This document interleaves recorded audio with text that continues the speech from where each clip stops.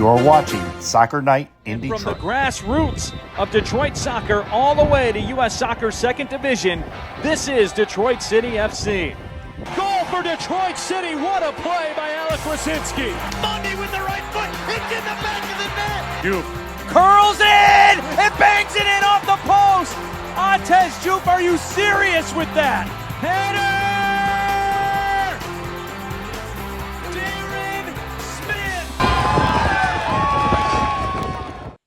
Breaking news just came off from the Detroit City FC app. Kobe Hernandez-Foster is returning to Detroit City FC for the 2026 the other way, season. And we are level. Signed a one-year deal with them. Only. He appeared in. Take a bow.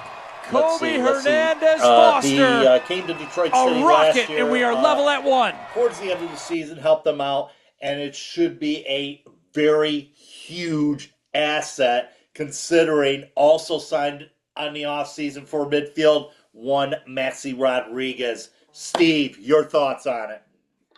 Big get. It was a big get. He was tremendous last season, playing the midfield. He helped out Darren Smith, and hey, with the forward room being filled, including the return of Maxi Rodriguez, who knows? He could help out with Maxi chasing Jean-Claude Lawson for the most goals ever in city history. My feeling is on this, and I shared with you this on occasion as well. You put Maxi and Kobe together. Both of them facilitate. One's left-footed, the other one's right-footed. You put the two together. If those two work out to be, coexist with each other, man, oh man, let's go. I agree. Let's go. This could be a potential lineup, probably the early part of the season, but hey, the mid-season, which we had struggled on scoring goals, this could be important. And it's all about getting it to Juve and Darren Smith and Gisele Cedeno and Ben Morris whenever he comes back into the lineup.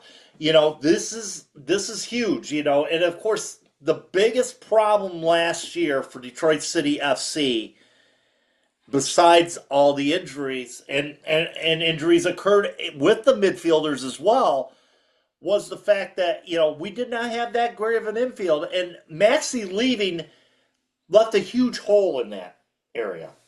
Big time hole, literally. Yeah, and of course, when you don't have a central midfielder or an attacking midfielder, to push the ball forward, you're not going to score a hell of a lot of goals. Unfortunately, too, we've been hovering around two for the last couple of years, literally.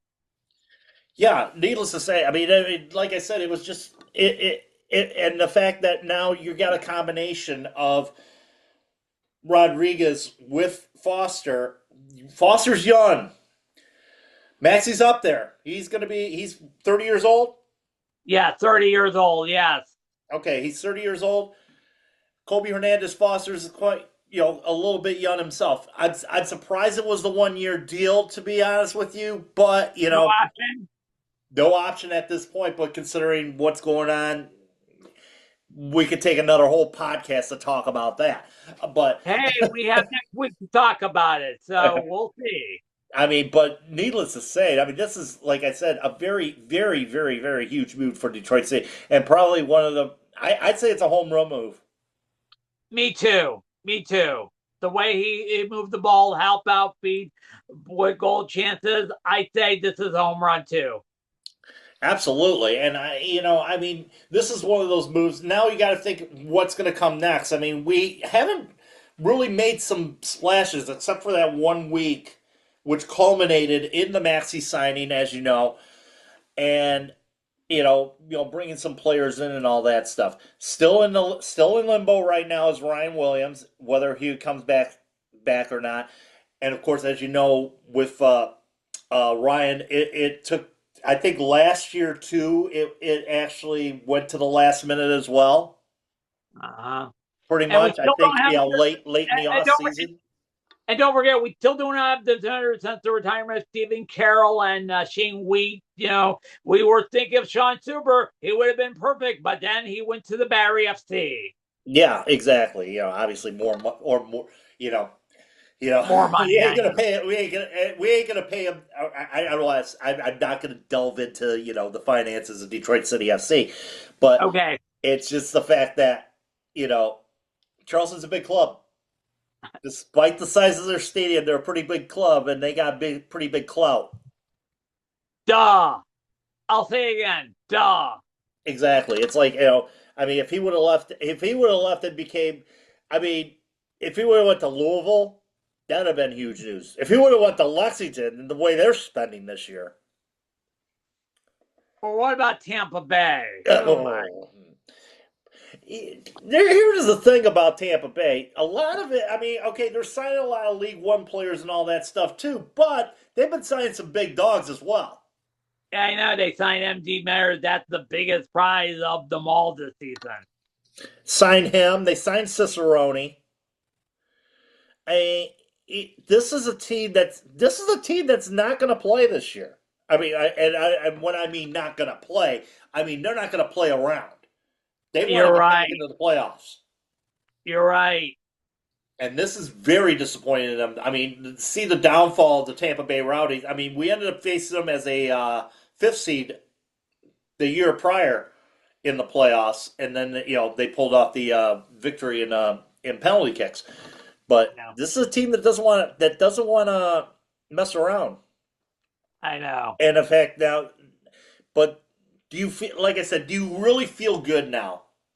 I want to ask you: do you really feel good about our offense now that I we have would signed Hernandez-Foster back? I would say I'm very confident. I feel good. You know what I mean? We could handle the early part of the schedule, the first 10 games, but that middle part I am worried about, considering, as you probably know, all our problems start in the middle second of the year, and sometimes we recovered, sometimes we haven't.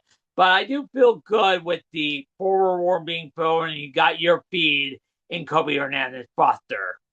Absolutely, I think like I said, it's a huge battle now, or it's a huge get really when you think about it. It was a huge get when we picked him up last year. So I mean, and you saw how that offense started to click in a little bit more once he got into that lineup.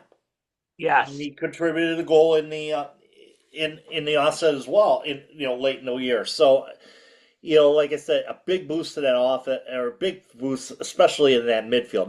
Right now, we're hoping that Reese will be back and healthy for next year. That's going to be one key one key part of that role as well, and we'll see what happens. I mean, you look at a Hiroki Yamazaki being a possible fill in right there. And of course you like his talent, you love his speed. Mhm. So that I think, like I said, the midfield is set. Now, what's the glaring hole that we have now as far as our club goes at this point? Oh, what do you mean by that? What Where are we lacking the most? defensive defense wise, like I said, since the retirement of Stephen Carroll, Shane Wheat, he also retired. We need a defenseman, a very good defenseman, or probably one on the verge of greatness. Who knows? So that's going to be a major issue. The defensive pack. Center backs, especially when you lose two center backs, the caliber of a Stephen Carroll and Shane Wheat. Mm-hmm. It's like a double blow to the back, or a double blow to the head I know. when you think about it. And grant you, I mean, we got solid goalkeeping between Carlos Herrera and Carlos Saldana. Uh huh.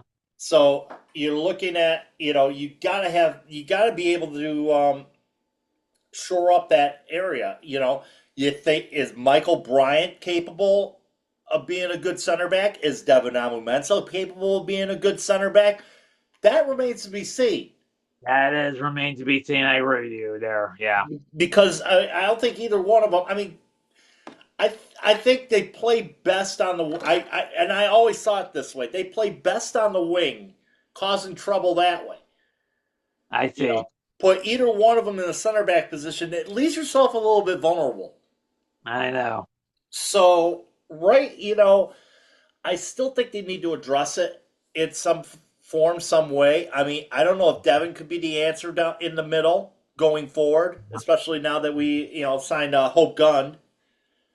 I mean, Mhm. who knows if Hope Gunn is going to be a quality center back? He may be, one of those, shall we say, like um, who's that new offensive coordinator for the Detroit Lions?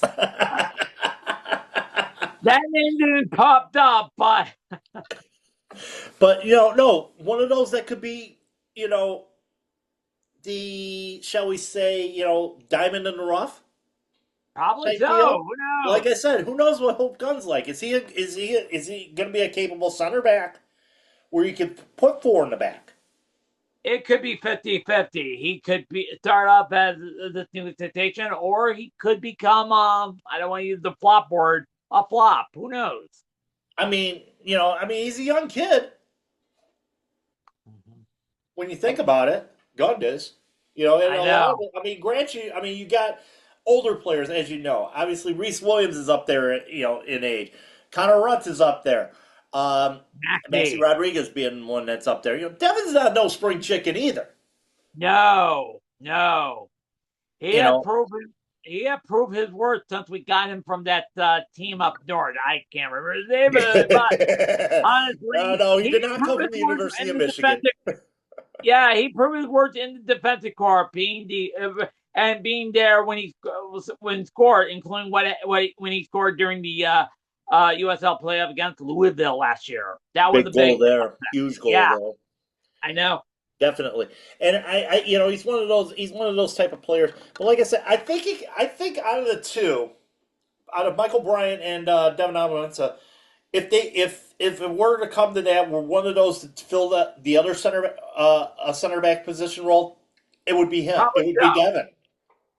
Probably so. I would think Devin would be more than apt to fill the center back position. Now you remember last year Uh-huh. we kind of did like a 3-4-1-2, Yeah. where we would have three in the back and four midfielders, and then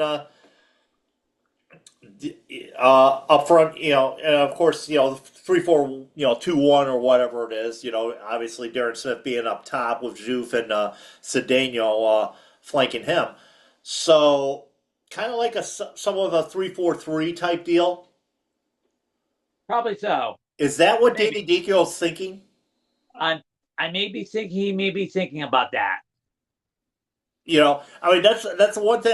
That's the one thing I look at. You go from having. Naturally you would want to have like a 4-4-2. That's your dream.